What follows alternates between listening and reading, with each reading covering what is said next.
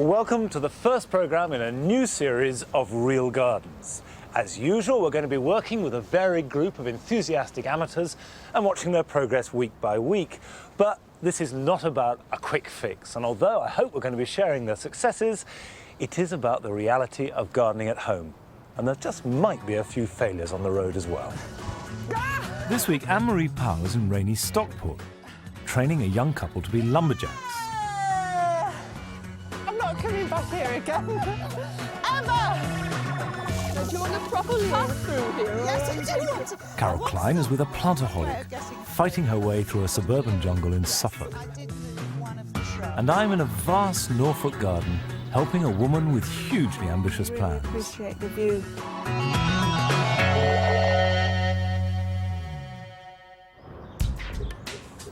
On the outskirts of Stockport is the three-bedroom semi which TV engineer Mike Woodall bought last year together with his fiancée Alison Buckley.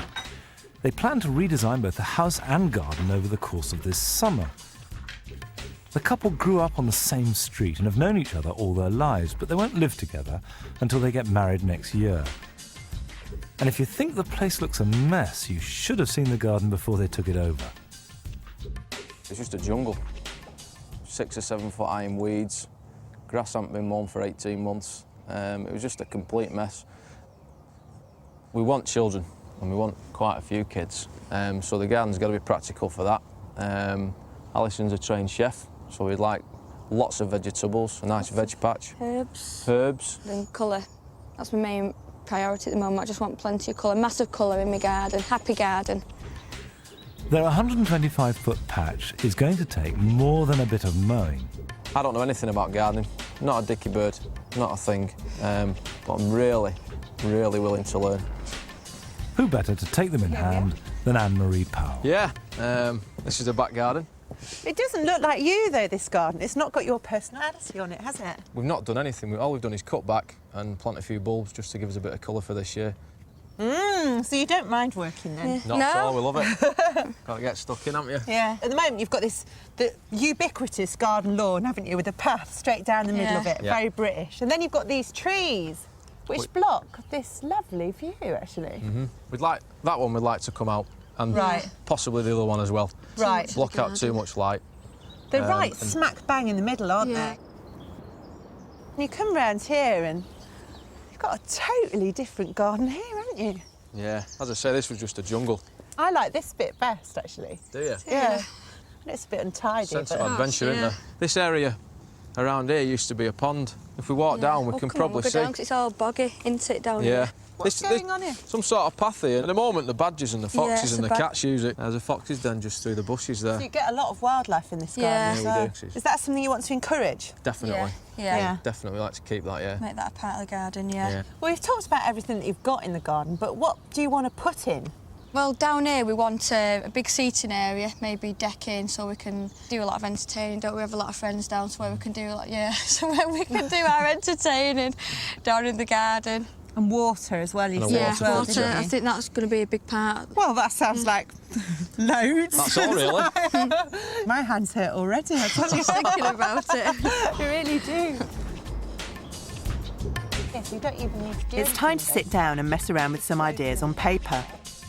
That boring lawn and path has got to go, but I love the wild area, and I think we should fill it with bog-loving plants and build a raised boardwalk to see them from. We could even have running water down there. I like that. You've not done bad there. Thank you. There's lots to talk about, but before we can really see what we're doing, those trees have got to come down. Can I use this?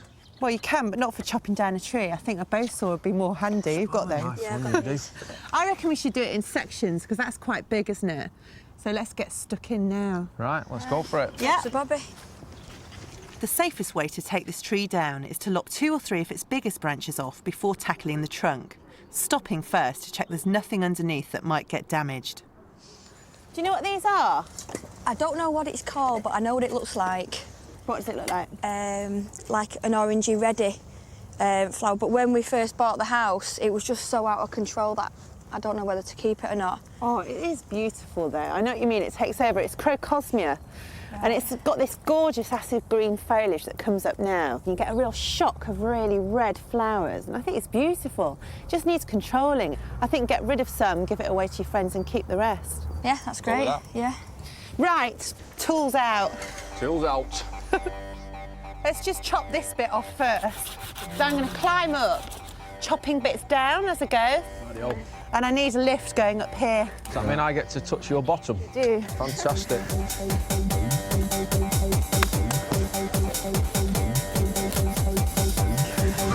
This bit. 1, 2, 3. We're wrapping rope around the first big branch to come down so that I don't have to cut it all the way through. With the ropes, we can use our weight to snap it, and we'll have a bit of control over which direction it falls in. See, now what I want to do is I want to tie it. If I have both ends, I've got control of it, whereas with one, you've no control over where it's going. You sure? Yeah, trust me, I'm a satellite engineer. The most important thing with a job like this is safety. I'm taking care to get out of the way of the falling branch. But if you don't fancy doing a job like this yourself, call in a professional. The three of us can pull this down. Are you ready? While I'm up the tree, this pruning saw is ideal because it only needs one hand, which means I can use the other one to hold on. Hey! Don't you reckon that now we've got most of that down, we'll not bother with the third branch, just get it done? Let's get it down, especially with the weather being so bad. I know, I just want to get it finished and over with because it's horrible, isn't it? Yeah, come on. Right, that side.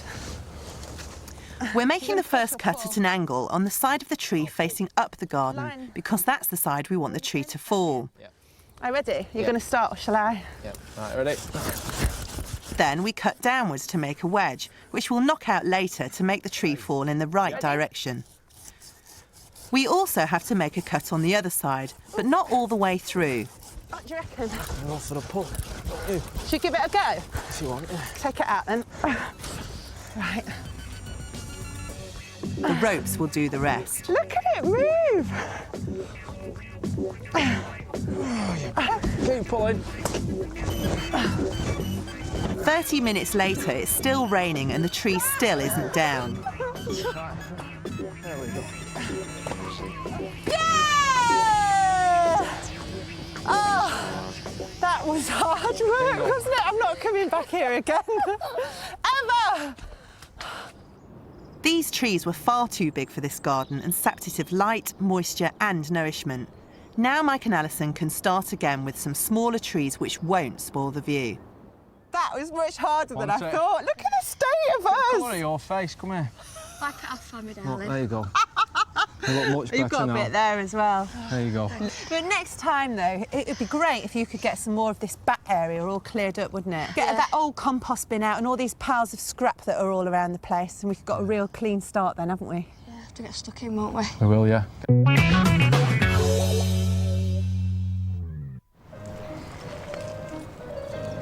The Jacklin family are all keen gardeners. They live in an old farmhouse surrounded by an enormous 3-acre garden near the north coast of Norfolk. But it wasn't always like this. 5 years ago, the family were living in London with a garden barely big enough for a scratch game of cricket. Selling up and moving to the country means that they all have much more space, and Bryony has taken full advantage of it, drawing up her own plans and almost single-handedly creating an elaborate family garden. You see, I've always had a bit of a thing about plants. And then I was the plant monitor at school. So technically, if anyone brought in a vase of flowers, then I was to find the jam jar. But we had bindweed growing around the blackboard and horse chestnut seedlings in polystyrene cups and things, and I was told not to do it anymore. Martin used to be a professional musician, but he was attacked by intruders on the doorstep of their London home and is now severely disabled. So they've also had to do all of the work on a shoestring, as all they have to live on is Martin's disability allowance. The garden fills a space, I think, in all of us between what we had in London before moving because of being ill, and for the children especially, it's a whole new world for them. To get the lay of the land, Bryony is showing me around. Now, what's this greenhouse for? I start the seeds off in there, All the chickens use it for a dust bath. This was All also her greenhouses are second-hand, and none of them have any heating, but Bryony still manages to raise almost all the plants for her big new flower beds. I'm sure. So you've got these beds that you've carved out of the grass. Are you going to keep adding to those? Yes. A la Alan Bloom? Yes. Very wet here, isn't it? Yeah, well, this is, I thought, the perfect place for a bog garden. That is official, formal bog garden, Yeah. designated. Yes. It was just part of the grass, but it also it seemed like a nice shape to mirror the pond. Because, I mean, this is not... Bryony has got plenty more plans for this side of the garden, but her first priority is to improve the view from Martin's bedroom window. At the moment, there are 2 lawns, divided by a circular gravel drive in front of the house. The plan is to remove a section of the drive, join up the lawns, and create new border areas on either side. Secret egg. We've got a plan here now. Oh, that's very beautiful. So, we're here, Yep. looking that way. Yes. Drive has to go, curbstones have to go, Yep. border has to go. And all these shrubs, tree stumps, everything, they've got to come out. Fine. And that gives Martin this fantastic view from his window. So that's his room there? Yep. So he can really appreciate the view through even to the top field. Well, that's perfectly possible. What sort of timescale are you looking at? I should think by the end of the day. In your dreams, we will make a start. We'll make a start. And helping us is Bryony's son, Christopher. Are you going to help us? I'm indeed, let's get on with it. We are shifting all the gravel from the area where the new lawn and borders will be, and lifting the curbstone from what was the edge of the drive. Luckily, they don't have deep foundation. Christopher and I can just about lift them out by hand. Meanwhile, Bryony has the less arduous but no less important task of moving all the little plants that have seeded themselves in the gravel. What's the soil like under here? I think we need to have a probe. Pretty nasty stuff, isn't it? It's not a good colour, is it? No, not a good colour, not a good texture either. See, it's got a layer of hogging. It's a stone and clay compound, and it goes quite hard. You have to break that up and mix it in, and probably add some topsoil or some compost, whatever you've got. Yeah. Come on, Christopher, back to work. Next job is to dig over the soil in one of the new borders so that Bryony can get on with her planting. Now, Monty, I've found a treasure here. Oh, let's have a look. This is a cranberry here, so I want to pot this up. Oh yeah, there it is. There they're coming up. Cranberry cordifolia. Oh look, what I've just uncovered. Can you see in there? A poor little frog hiding in there, in amongst the cranberry. I've disturbed her, I'm very sorry. That's very impressive. I think it's quite a big one. I don't want to break the roots off. Oh, the ground elder is right in it. Yeah, I think we Do you know need what I'd do? I'd take it out to tease it and out. clean it out. Wash it under a tap. See there, that's the root. And they're whoppers. I mean, it's nicely established, isn't it? But, there you are, look at that. Yeah. That's the enemy. And if you left that in, it would totally swamp it and you'd never get it out. Yeah, sure. That is enough to infest a garden. Ground elder roots will come away easily with a good soaking under the tap, and the best way to get rid of it is to bin it or burn it. Bryony has chosen mushroom compost to work into the new border, as it's cheap and not too rich for her hardy plants which are used to the dry Norfolk soil. I think that if you don't work your soil yourself, you never really understand it at a visceral level. That's one of the reasons I don't like no-dig gardening. Yeah. Because to me, no-dig gardening is like no-cook cooking, you know? It's half the point of it is to get to know your land, get to know your backyard. Bryony is going to have to finish this job long after I've gone, but at least we made a start on transforming her front garden. We must get this cranberry in today. Right, well, it's nice and clean, it looks. Yeah, guaranteed.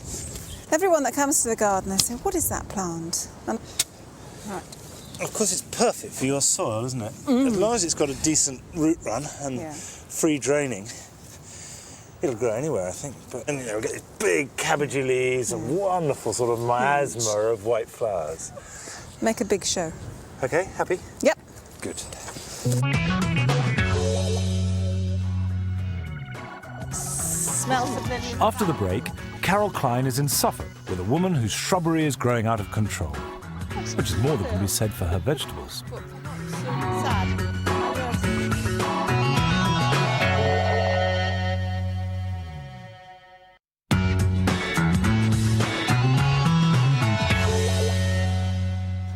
Welcome back. Now, cowslips are one of my favourite plants, and if you're lucky enough to have them in the garden, you can increase your stock really easily. Now, we've got a clump there, and that can be divided. But also, if you look there are little seedlings growing, and some more down here that are perfect size for just digging up and potting on. Just dig them up carefully. And there's just one there, and you can see it's got quite a nice root system there. Stick them in a little pot with a bit of John Innes compost, and put them in a cool place until the autumn, when you can plant them out, about 9-inch spacing, by which time there'll be nice strong plants and will flower next year. And by doing this, you're getting plants for free, you're increasing your stock of plants, and I don't think there's anything more pleasurable in the whole of gardening than propagating from your own stock.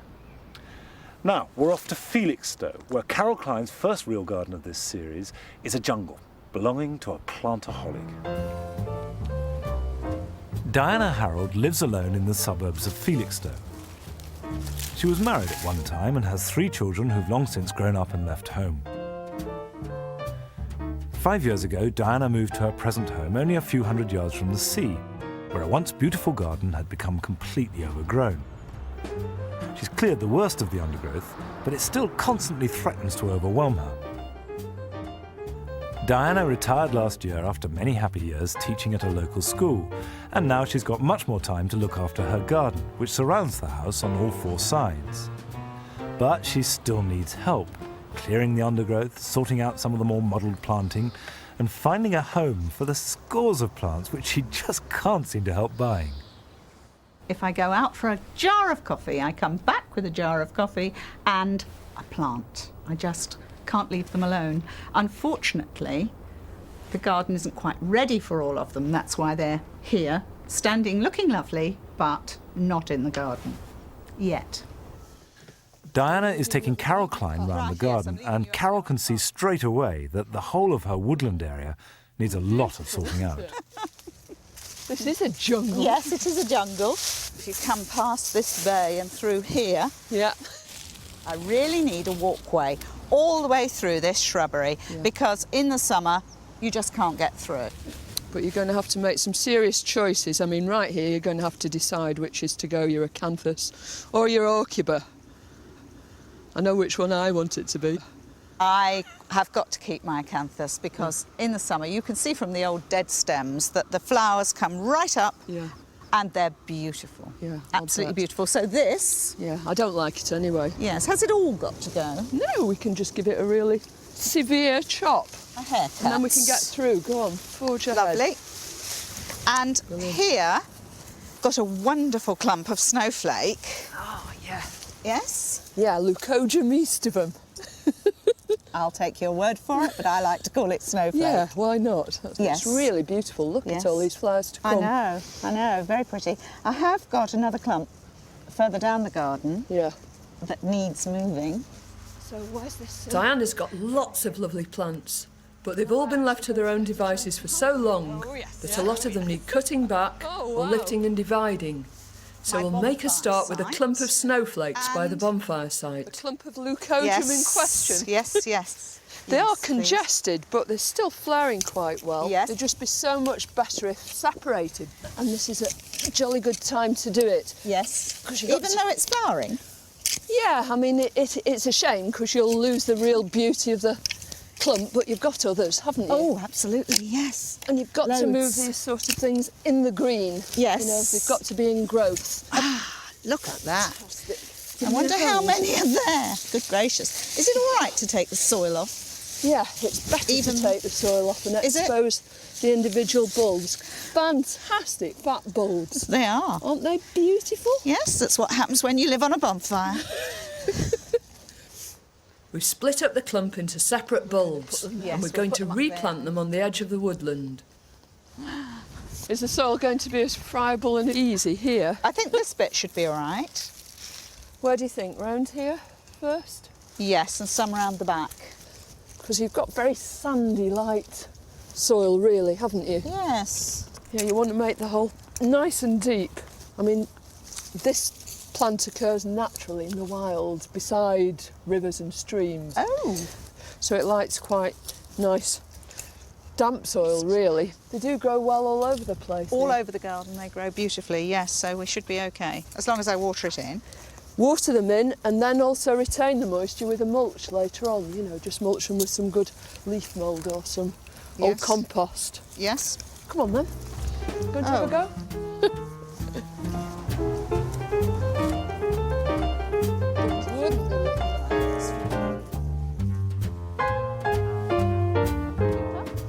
Once we've finished with the leucogyms, it's time to turn our attention to Diana's new vegetable patch, which hasn't been entirely successful. What's happened to your sprouts? Yes. Right. They've all blown, haven't yes. they? They've all opened. They were. They are very sad. Did they go in rather late?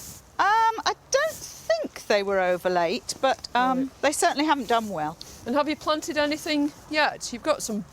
Are they baby cabbages or? No, they're sprouting broccoli from last year. Oh, right. But I was too late putting them in.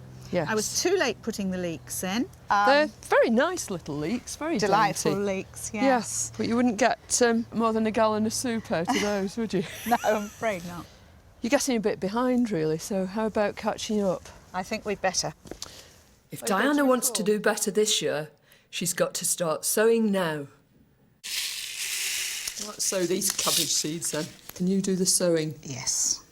Just a pinch of seed into each of these cells. Does it matter how many seeds go into each one? 2 or 3. 2 or 3. Yeah, but who's counting? Because what you do is just thin them down to the best seedling, the strongest seedling later. And you have to discard the rest. You push them down first. Oh, sorry, push. Just slightly. And then just a little bit of the same compost over the top of them. Just a pinch. Mm-hmm. And then they need to be watered. If you pour some water into the bottom of that tray, because seeds are always better watered from underneath anyway. And when you see the top of the compost is damp, then we'll just pull it out and drain it off for a minute. Right.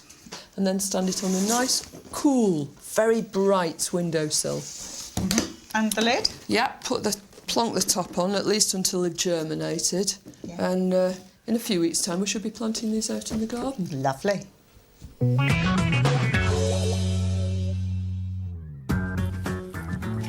Next week, Carol is going down to Devon, where she joins a couple of police officers who lead a double life as passionate gardeners. Anne-Marie is visiting a young mother who wants to transform her back garden into a children's paradise. And I'm back with Bryony here in Norfolk, continuing the good work. I'll see you then. Bye-bye.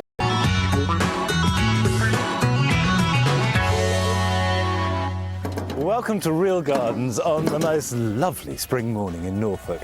Every week we're going to be visiting 3 gardens and seeing how they develop and hopefully lending a hand as the season progresses. This week we've got a couple of new Real Gardeners to meet.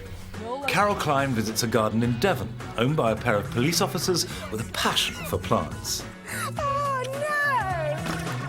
no! Anne-Marie Powell is in demolition mode with a young mother in London who wants to transform her urban back garden into a children's paradise. And I'm back in Norfolk helping Bryony Jacklin with the huge task of creating a 3-acre garden out of overgrown farmland.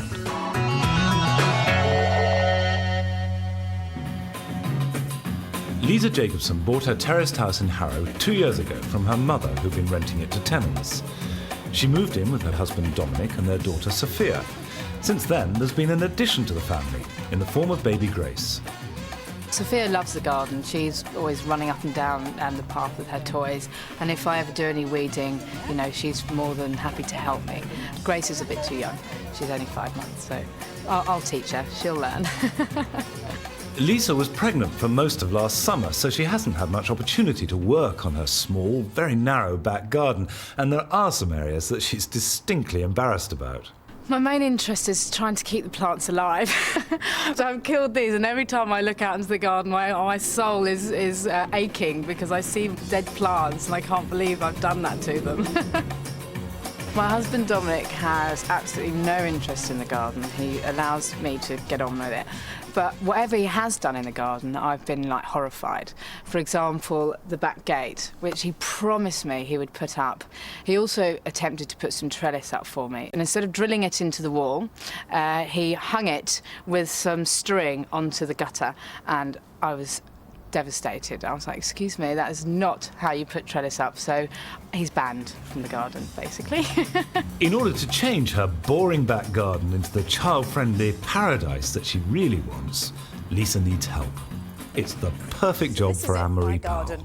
Wow, it's sunny, isn't it? It's beautiful. Do you know which way it faces? It's a west-facing garden. Is it always as sunny as this, too? Yeah, we haven't really done that much to it. I've started to create something here, but... And what about this concrete? Because it is really flat, isn't it? Yeah, initially what I thought maybe decking, because it would be smoother and more natural for the children, but I'm slowly changing my mind about that. Well, I'm not being rude, but everyone seems to be thinking of decking at the moment, don't they? Yeah, I mean, I would like to use Gaudi as some sort of source of inspiration in the garden. Right. Because my husband and I were in Barcelona last year, and the park is fantastic. And I quite like that mosaics and all of that sort of Mediterranean feel. So that's the sort of vibe you want to get out of it, really, just being abroad. I mean, it's so hot and sunny here, isn't it? That sounds Lisa's biggest problems lie concealed at the end of the garden. Behind the two wooden panels looks a terrible mess. But there's also the problem of security, since the garden is connected to an alleyway via this dodgy-looking door which Dominic still hasn't got around to replacing. So before we can get creative, we've got some demolition to do. 1, 2, 3.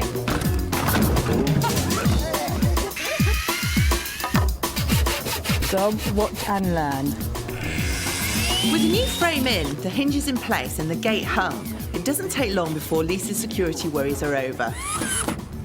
You'll be able to sleep at night now, won't you? Fantastic. Does it make you feel better? Absolutely. A lovely, secure gate at last. Now the back wall is secure, it's time to decide what stays and what goes. We can start by getting rid of the two screens Lisa erected to hide the junk at the end of the garden. There's an unpruned and unidentified clematis which we're going to have to move. But first, we're going to dig the hole for its new position. I reckon if we put it sort of about here, because this hypericum will shade its roots and it likes that. So oh, right, OK. If we put it about there, dig quite a big hole. Can you... I can tell you've done a lot of gardening, eh? No, nothing too physical using spades or forks. Shall I have a go at it? Yeah, you go for it. Clematis likes to have its roots in the shade, and the hypericum will keep the ground and the roots underneath it nice and cool. Did you say you had some compost? Yes, stole some from my mother. Nicked it? Yeah. Put that in a bit more. OK. Quite a lot, and that will actually make it more moisture retentive, but it won't feed the plant. Can we use bone meal? Yeah, we can put a bit of that in. I'll mix it up. Bone meal is rich in phosphates, which will feed the roots. Right, I reckon we should get the plant out and get it in the hole then now. You haven't pruned it, have you? No, I've been frightened to. Can you see there's a couple of buds here on this coming up through? Right. So I want to cut it as low down as we possibly can. It's just there. Can you see? If you cut it about there, you won't kill it. Right. And what will happen is it'll start to sprout from the base then. Do you want to cut this? Yeah, I'd like to have a go. It's your plant, so if it dies, it'll be your fault then. So if you just cut it above there. Right, about there? Yeah, at a slight angle. Just go for it. Lovely. Yeah. And I can't see any buds on here at all, so I think we'll do a bit of an experiment because it's been split. Yeah. So maybe cut it down quite low, actually. OK. And see if it regenerates. Like there? Yeah. Excellent. So look at all this. We can pull all this off now. Oh, God. There's nothing left, is there? OK.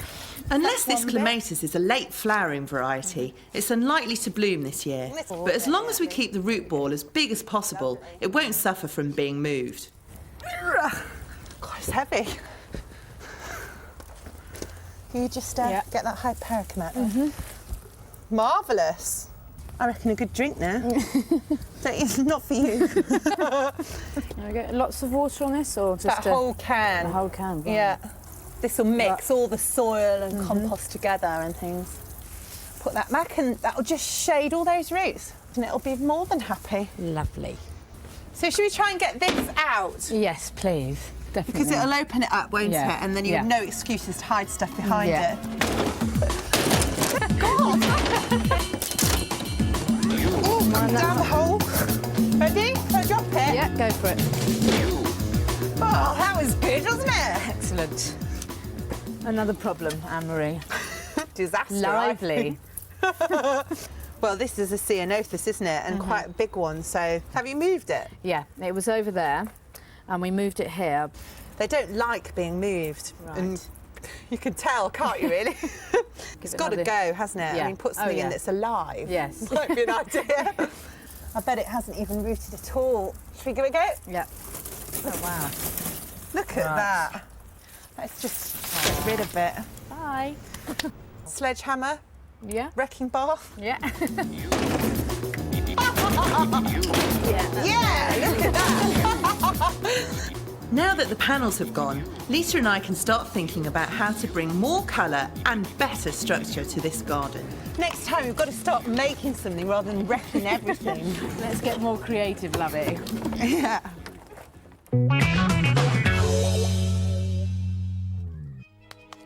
Bryony Jacklin works in her Norfolk garden almost every day of the week. She and her husband Martin and their 4 children live in an old farmhouse surrounded by 3 acres of rough pasture, which Bryony has almost single-handedly transformed into a garden. The family moved here after Martin was attacked by intruders in their London home and was left with a broken spine. They now have to live on his disability allowance. Bryony is keen to improve the view from Martin's room. Where there were 2 lawned areas separated by a gravel drive, the plan is to remove a section of the drive, join up the lawns, and create 2 new herbaceous borders on either side. Last week, Bryony's son Christopher and I helped her with some of the digging, but she's been hard at it ever since, and all that now remains is to lay the new turf. Hello. This is very impressive. It's been a lot of hard work. Did you do it yourself? My father helped me for one day and Christopher did a bit at the weekend. But it was very, very hard. But worth it, because look, it looks good. Yeah, you get the picture now. Well, I can see that, because when I came in, I looked from Martin's window, and you do see this funneling effect. And the mulberry tree is at the centre, and these flanking borders, and so fully planted. Well, yeah, things have survived quite well, considering they were in plastic bags for the week. And there are salvias, red hot pokers. So it's going to be kind of spring shrub based, and then perennials will take over in the summer. So our job is going to be to turf this? Yeah. Right. Turfing we shall go. Right. Bryony has already prepared the ground, finally raking it and firming it down to get a level surface for the turf. She's also taking great care to plan out the curved edges of the lawn, especially around the base of this mulberry tree. What sort of turf is this? It's 60% rye, so it's going to give it really hard wearing. Yeah. And 40% fescue mix. Have you laid much turf? No. I mean, the basic rule, as you know, is you always go over the joints. Yes. And where you have 2 together, you don't just butt them up against each other like that, but you do slightly overlap them, like that, and then you push them down. You want to keep it as tight as possible, because inevitably they shrink until they grow together. The turfs were cut and delivered 3 days ago, and the warm weather has meant that some of them have started to dry out, especially along the edges. It's important that we get them laid out and watered as quickly as possible. So, while the children look after themselves, we're cracking on. Why don't you stand on the grass? Because grass is soft. Right. And the ground's hard, and what will happen is it has no resistance, so your heel or the side of your foot will make a divot or an imprint. Right. And then the grass will grow to that shape. You shouldn't walk on it for at least 2 weeks, and more like 4. Really? Yeah. The important thing is this is all done to look at, isn't it? Yeah, it is. So he's the only one that's going to appreciate the view, because the rest of us are going to be dancing around the mulberry. Once all the turfs have been laid, Bryony's artistic flair comes into play, not with her paintwork, but in creating the curved edges to her new lawn, which she can cut away with a kitchen knife.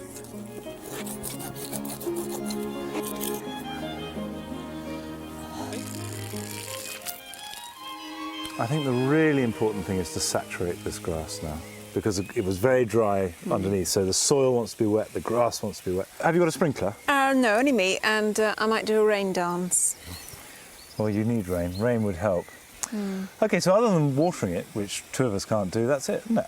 No. I've got another little job in mind. Quick one? Yeah? Ish. Thank you. OK.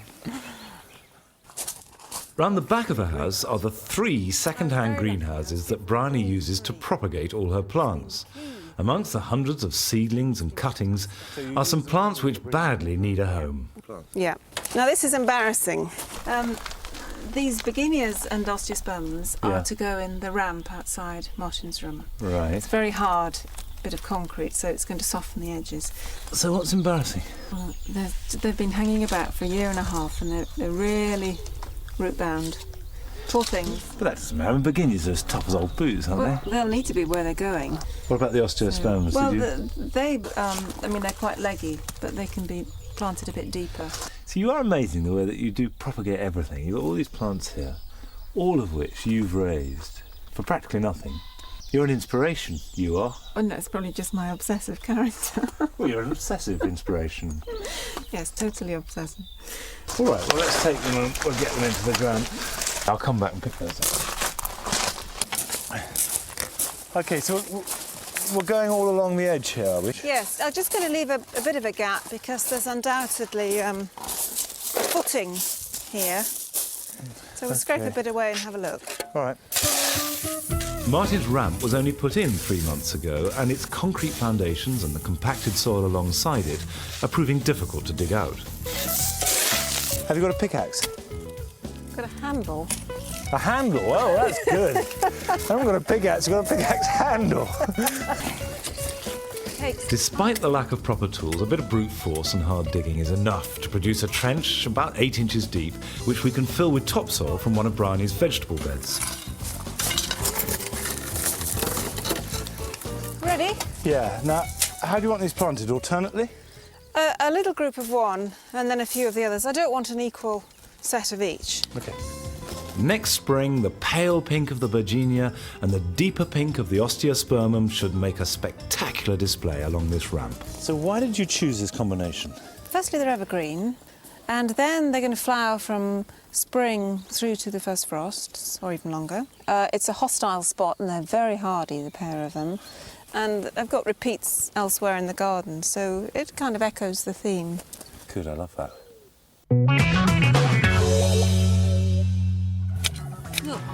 After the break, Carol Klein is off duty with a couple of police officers who, when they're not fighting crime, are busy planting up their sloping garden in Devon.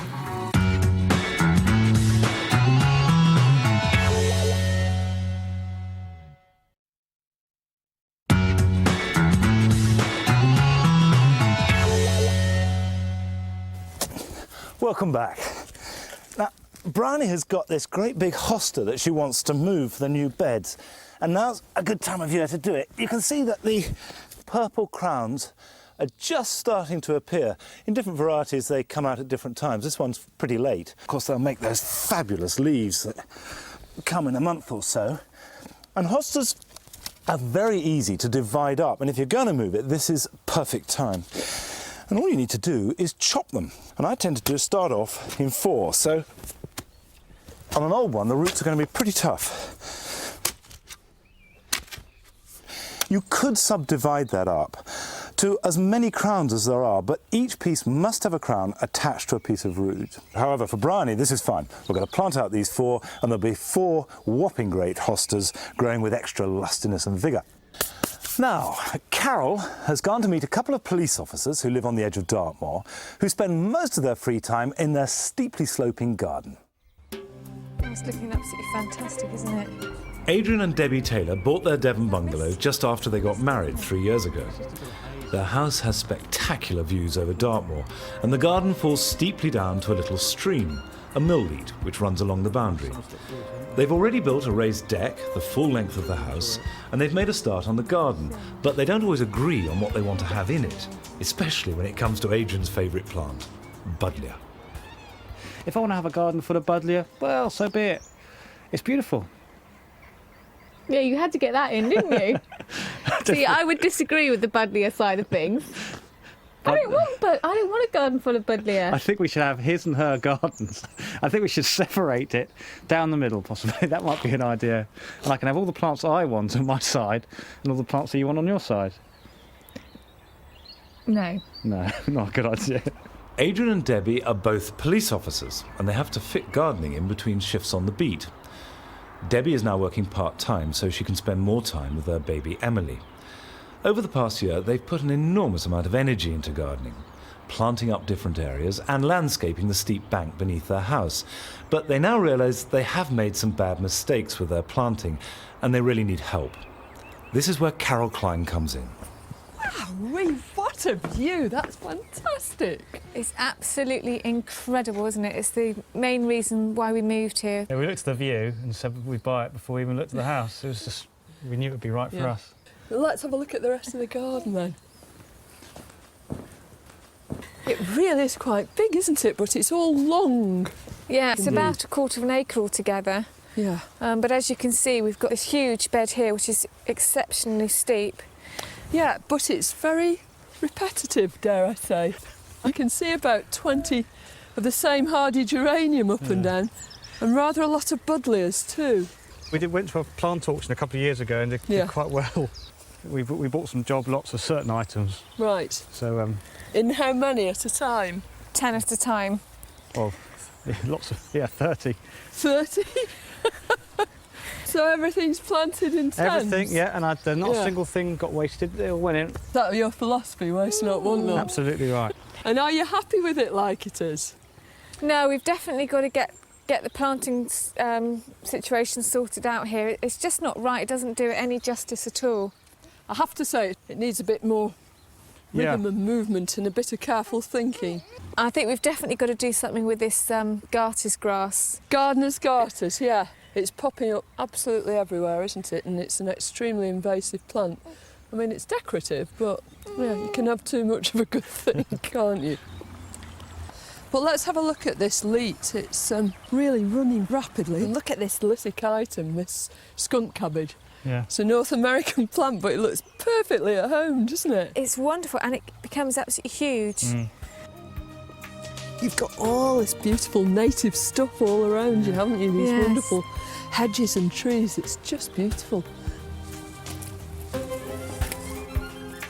The first job we have to tackle is that main bed. So whilst Adrian and Debbie dig out some of the invasive gardener's garters, I've dug out my watercolours to do a planting plan. I'm grouping plants of the same variety together in broad swathes of colour. Do you want to look? Oh, wow. Wow, that looks good. I've decided to christen it the banana bed because that's just what it's like, a sort of rather bashed banana. So I've tried to kind of design it so you've got these big swathes of plants that cut across that. And actually most of the stuff on here is in this bed somewhere or other, with the exception of a couple of candidates. Like, it's a buddleia-free zone. Oh, it's all right. I've already worked out where they're going to go. I knew it was coming, so I'm resigned to it. So you're not bothered? No. Good show. These little grey dots on here are supposed to be, you know, your Iroko fence at the top, maybe. Oh, the retaining wall, yeah. Yeah. If you could use some little bits of that and maybe make a few slightly retaining walls in here, but just a few inches. That sounds good. High, and they could establish that kind of rhythm. And then if you do a lot of your planting, not in strips, but in big blocks of one thing, so you get some kind of impact. We need to start with a blank canvas. So after all of Debbie and Adrian's hard work, we have the painful task of pulling it all up. It's a huge job, so we're limiting ourselves to a small section, which will give them an idea of how to use the planting plan. OK, I'm going up to the planting now. Adrian's taking our plants up to some holding beds. It's important to get the plants back into the ground as soon as possible to stop them drying out.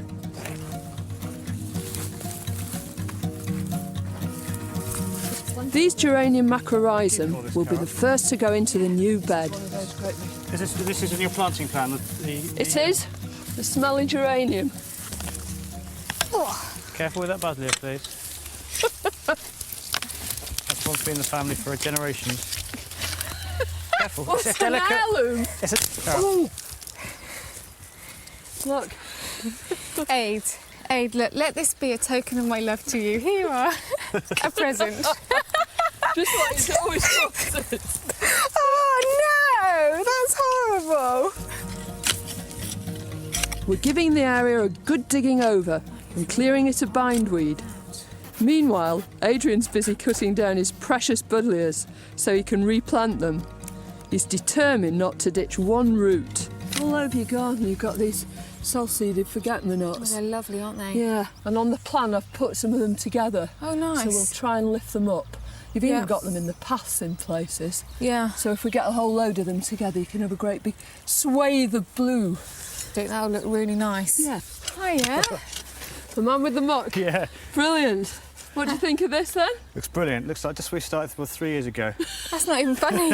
But beautifully cultivated now, and all those plants have grown, and you're going to put them back with a little design this time. Yeah. To mark out the curves of the little Iroko fence, we're following the planting plan, using some bamboo sticks. And then we're going to plant this pink geranium, this geranium macrorhizum in front of it to get you off to a flying start. To connect the formal area around the house to the countryside beyond, we're using informal plants that look at home in natural surroundings. These soft silvery Stachys byzantina will look gorgeous alongside the pink flowers of the geraniums. All they need now is mulching and watering in. Well, I think that's about it. We've done about a 20th of it and I'm completely tired out. Next time I come, is it all going to be done, do you reckon? Yep, it will be done. Well, that's it for this week. Next week, Carol will be in Suffolk helping Diana Harold to make a path through her jungle. Anne-Marie is weaving wattle up in Stockport with Mike and Alison. And Bryony and I plan to go to the seaside to get some wild inspiration. I'll see you then. Bye-bye.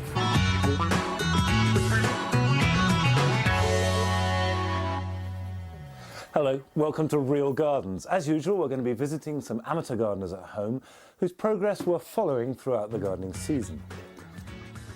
This week, Ann-Marie Powell's back in Stockport, weaving wattle with fiancés and first-time gardeners Mike and Alison. Well, let me start down here first. Carol Klein is in Felixstowe, helping plant-mad Diana Harold hack a path through her jungle. Lovely. Brilliant. And I'm braving the weather on the Norfolk coast with Bryony, seeking some inspiration for her garden.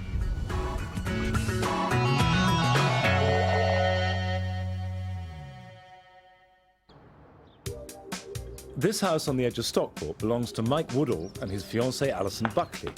They're doing it up from top to bottom before moving in when they get married next spring. The garden needs almost as much work as the house, and when she was last here, Anne-Marie helped Alison and Mike to cut down some overgrown trees.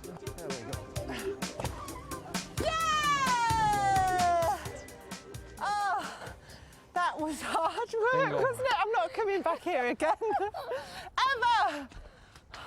Whatever she may have said, Anne-Marie is back, and impressed with the progress that they've made since her last visit. Oh, no, it fills me with terror, this garden now. I was having nightmares last night about what you'd get me doing this time. Nice to see you brought the weather again. I know! It's horrible. Is it always like this in Stockport? It's terrible. Yeah. You've done quite a lot down in this area, though, haven't you? It looks clearer. Yeah, we have. We've tried to clear what we can. We've got rid of all the rose bushes, all the brambles. There's still a lot to do, isn't there? Yeah. We want to start with the veg beds. That sounds good. Because we bought some seeds. Oh, right, OK. And we've got some manure and some topsoil. Yeah, bought some herbs. And bought some herbs as well. Organised? Yeah. So where's this going to go? Should we have a look? Yeah. Right, I think that's quite wild. That's going to be our wild area, isn't it? Yeah. I think we should have them sort of about here, right in the middle. You've got sort of two curved beds coming down here. quite big, because if you're going to do it, let's do it big time. And you can actually walk between here into a separate part of the garden just down here, can't we? What do you think? I like that. Yeah, it's great. It's a good idea. Yeah. The only thing about the soil is it's very boggy and very clayey. Yeah, I've noticed it's really wet, isn't it? So why don't we raise them so we have some retaining structure and actually raise the soil so it keeps them nice and dry. And it's easier to manage then as well, isn't it? Brilliant. Yeah, it's great. Do you think? Yeah, it's a great idea. So let's measure up, basically. If we measure the width... We want to make 2 semicircular beds on either side of the garden with a nice wide space in the middle. Well, it's 7 metres exactly. Alison, do you want to put a piece of wood at 3.5 so you know where the middle is? Does it tell me where it is? Yeah, read the tape measure, love. Yeah, I'm reading it. Who are you talking to? Dear me. So each half circle will be 2 metres across and 4 metres along the back edge. And if we swing it round like this, that's going to be the size of the bed. That's quite big, that, isn't it? We're marking out the semicircle with hazel pegs. This area will now need to be cleared of turf and anything else that's in the way.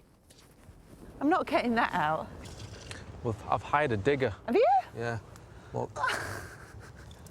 Marvellous. That's going to do the job, isn't it? Won't take long with that, will it? Well, if it's not going to take long, can you do that? Strip the turf, get the stumps out, and I'm going to see if I can find some The materials. only problem is we haven't got a driver. Do you know anybody? I'm leaving them to get on with the hard graft while I skive off to go shopping. Stripping turf off clay soil is hard work, so Alison is cutting it into small pieces.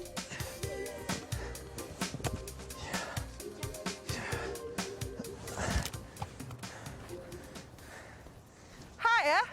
Hello? You been grafting? Oh, yes. Right, well, look what I've got. It's like a bunch of twigs to me, love it.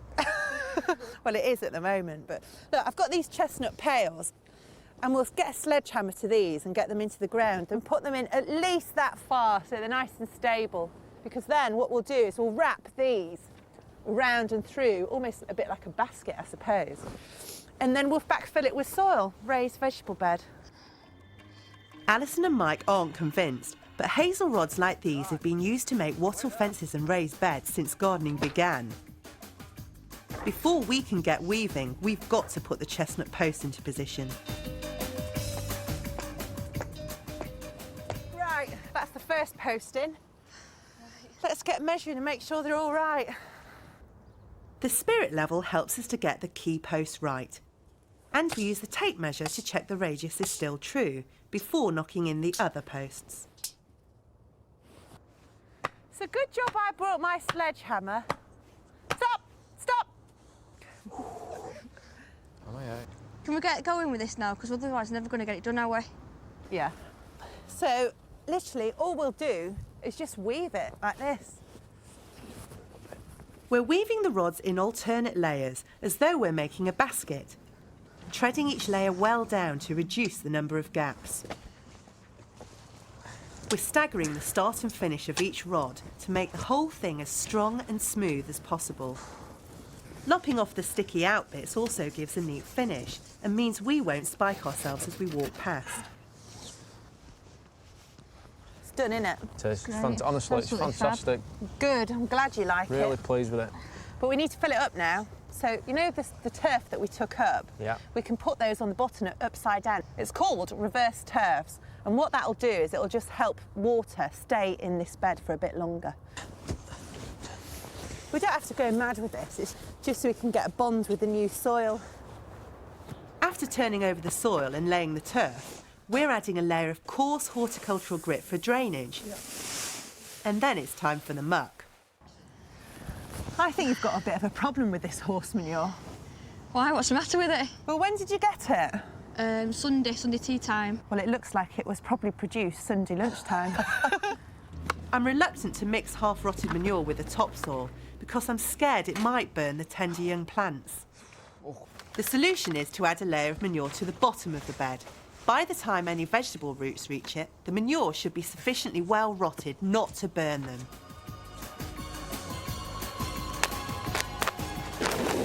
At last, we can add compost and topsoil, trampling it down to firm it. Whack, whack. By the time I come back, I'm hoping that Mike and Alison will have finished planting this one and the twin bed on the other side of the garden. I'm pleased with that. Are you, Mike? Very. I love it. Imagine what this is going to look like when it's just green and lush. It's just going to be overspilling. It's going to be fantastic. I'm proud of this. It's nice.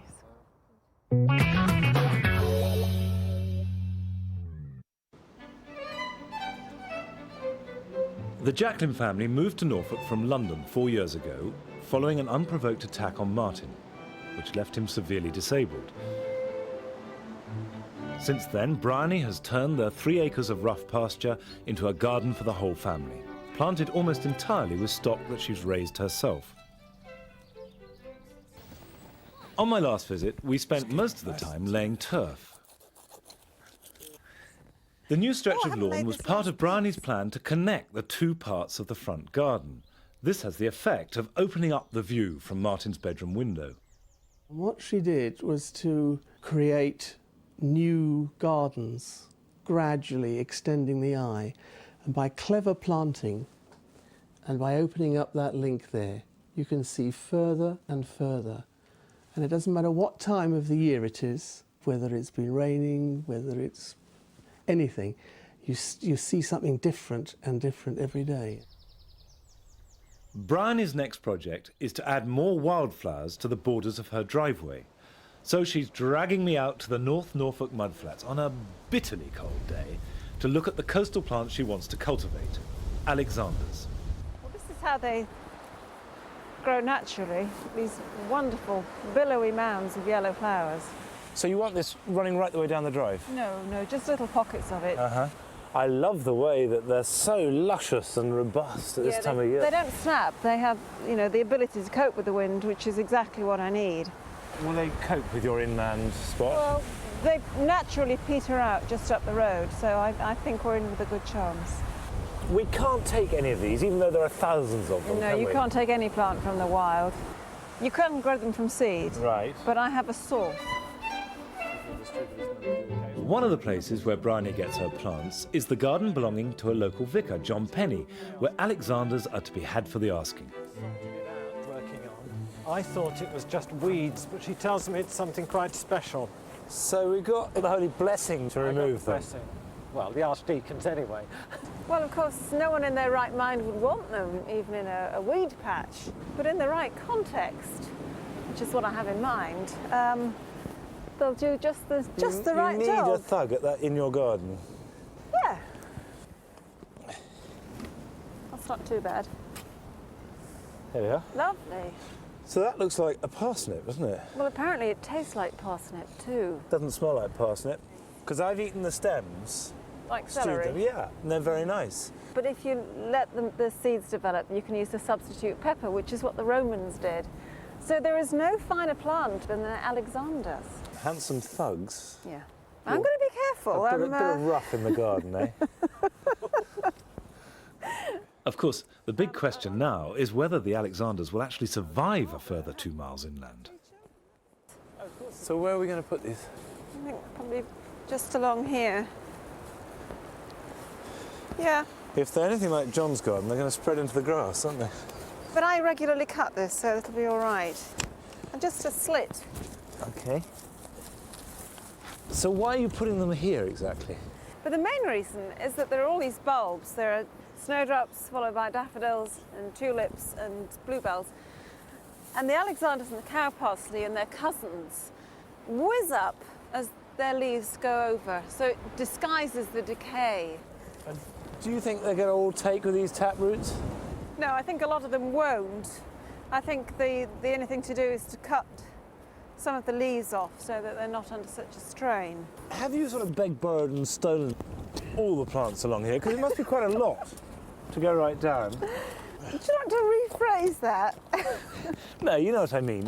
You do grow an awful lot from seed and cuttings and... Well, there were a lot of daffodils here already and I've added to them. But people are very generous if they know you're interested. I've been given all sorts of wonderful plants and it's a good way to make friends as well. I have to say, I think probably I've never gardened and been so cold in my life. Ever? Ever. I think that's code. Well, let's go and have a cup of tea. Oh, please, please. Your life outside Martin and the children is utterly ruled by the garden. Yeah. Where's that going? Madness, I should think. No, it's, I used to worry about it being a bit of an escape, but it isn't. What it does is puts things into perspective in a wonderful way. It gives you a sense of freedom. As well as the Alexanders, Bryony wants to transplant more spring wildflowers to the driveway, though this time she only has to go to the top field behind her house. These are lovely. It's a good spot, isn't it? These are dog violets. I've got sweet violets in the orchard. As much as I love them here, I just want to move little pockets of them into the drive where we see them every day. It does seem that you do deliberately try and take natural plants or naturalised planting and incorporate them into the garden. I mean, it's not... I'd love to, yeah. A lot of these good woodland plants do look good together, and they shouldn't be growing together. But a lot of people will say, oh, we're going to make a wild garden. Well, that's far too specific, and I think just mix and match and enjoy them. You know, they're in flower for a short season. Enjoy them where you can see them. So we're just going to take clumps out? Yes, in the turf. OK. In fact, they won't mind us at all, will they? No, they thrive on it, actually. And not only will the ones that we move be OK, but the ones that we leave behind will spread more vigorously. That's right. Now, I'm going to put them along here on this front edge. So we've got the tall things on the back. OK. And little starlets on the edge. Starlets of violets. They are nice, actually, aren't they? I really, really got a lot of pleasure from violets. Well, I think they're much underrated. But these will take over, and in fact, will make quite a big clump pretty quickly, won't it? Yeah, they will. And I don't have to bother with them. You know, they'll look after themselves. OK, when we've got these in, I'm going to go, but I'd like to know what we're going to do next week. Well, I think you've got off a bit lightly, actually. I mean, standing in the bitterest cold I've ever known. Apart from the weather, you've got off lightly, so I think we need to do something physical. Like? We're going to mark out a new bit of the garden from scratch and do a bit of digging. And what's the theme of that bit of the garden? It's going to be called the roundel. So I like a bit of humour in a garden. Well, that certainly made me roar with laughter when you said that.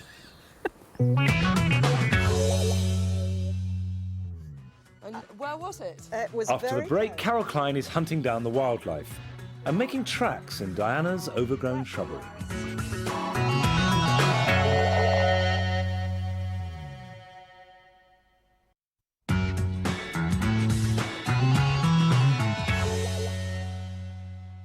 Welcome back. Well, thank goodness it's got a bit warmer. And of course, at this time of year, when the weather does warm up, everything shoots at a rate of knot. And now is the time to make some basil cuttings. I've got some delphiniums here. And if you take a cutting about 4 inches tall, using a bit of the stalk at the bottom, just strip off the lower leaves, leaving just enough to sustain and feed what roots there are, but not so much that it's going to lose all its moisture. And you want to get it in some soil that is at least 50-50 grit or perlite or anything that gives a nice easy root run and sharp drainage, because if it sits in water it'll rot and die. If you're just doing a few on a windowsill, get a polythene bag and put it over the top, and that will trap the respiration. You just water it lightly first, put the bag over it. You can put a couple of sticks in because that stops the polythene touching the leaves where it can rot off. And then when it's growing nice and strongly, repot it into more nutritious compost.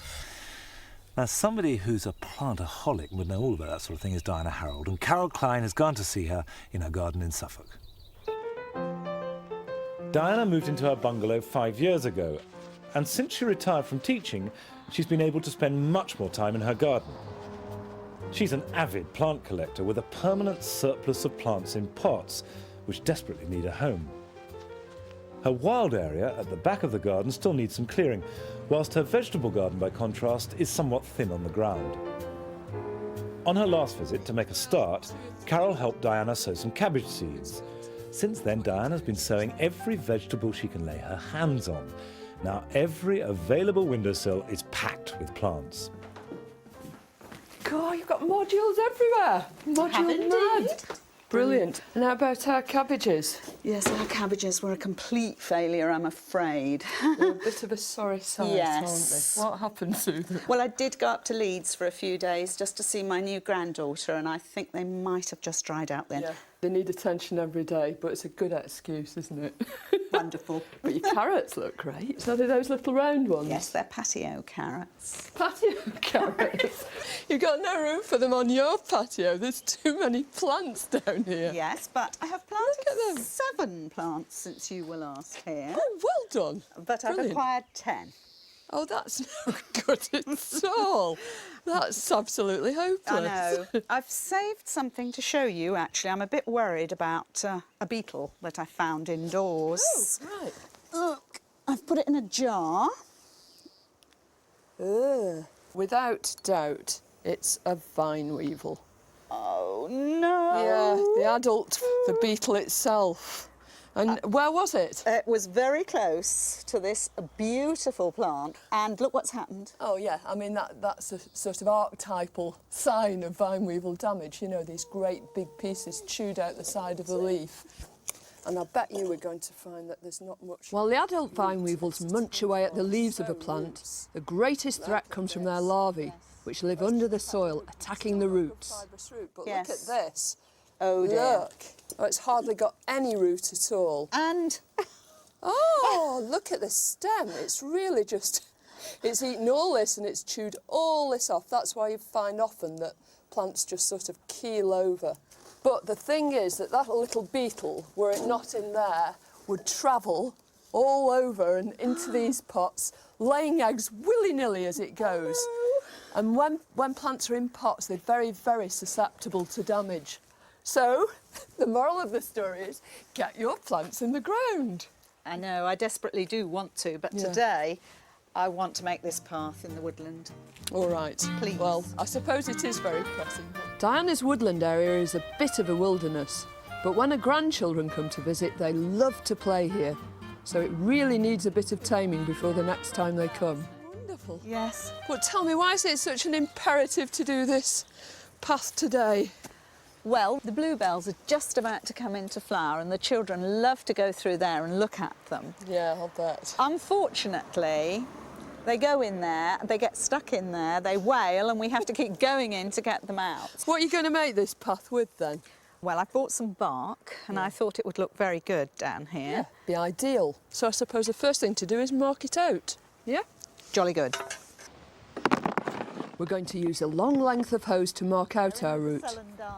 To keep the path clear, we'll have to be ruthless with any plants that get in the way. I want to get rid of this right through the iris. You don't like that plant, do you? It grows everywhere, it's like a weed. This tree stump's coming out eventually, but not at the moment. And this is a much more solid obstacle, isn't it? And I've been dying to I know you cut it have. back to nothing at all. Diana insists on keeping most of this orchidba, but we're taking a good chunk out, leaving our way clear to lay the next section of path. Through here. Is this hose going to be long enough? Yes, I think so.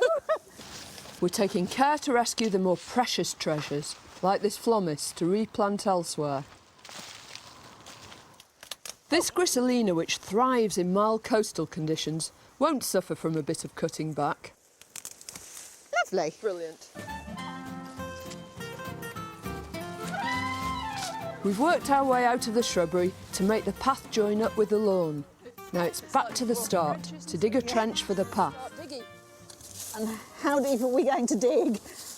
Well, I think it only needs to be about 3 inches, you know? About 10 centimetres, something like that. Yeah. By using this cane as our guide, we can keep the path to a constant width. We could use a plastic liner to keep the weeds down, but on an informal path like this, it's not really appropriate. This looks like good stuff. Is it going to look all right? That's what I want to know. Oh, I think it's lovely. Don't you? Quite chunky, actually, isn't it? Oh, yeah. The crushed bark will make a soft, child-friendly surface. To finish the path off, we're putting in rounds of timber at either end for the children to use as stepping stones. And they're for little feet, so we don't Little want... feet, so not too far apart. What do you think? Do you want one in there? Yes, I'm going to have someone going up to the tree. Because so the kids can jump in. The children climb up there. Right. So, well, we've got to just dig some holes then and sink them in because you want them level, don't you? absolutely level. You just sort of use them for a pattern first. Yes. These sections of elm have come from Diana's son, who's a qualified tree surgeon, but you could get them from a sawmill. The holes are deep enough to make the roundels flush with the ground. Once the roundels are in, the new path makes Diana's woodland garden a delight to explore. Right, I think it's time we gave this woodland path a little test run. It's very bouncy, isn't it? Oh, it is. It's good though, isn't it? Yes, and doesn't it smell lovely? Fit for any explorer, isn't it? Just what I wanted. Yeah, and these roundels really finish it off, don't they? They're lovely. What do you think the kids are going to think of it? Well, we shall find out next time because they're coming to stay. So we shall have at least 3 of them running around. Brilliant. Be nice. And what we're going to do next time, apart from play with the kids? I think the vegetable garden.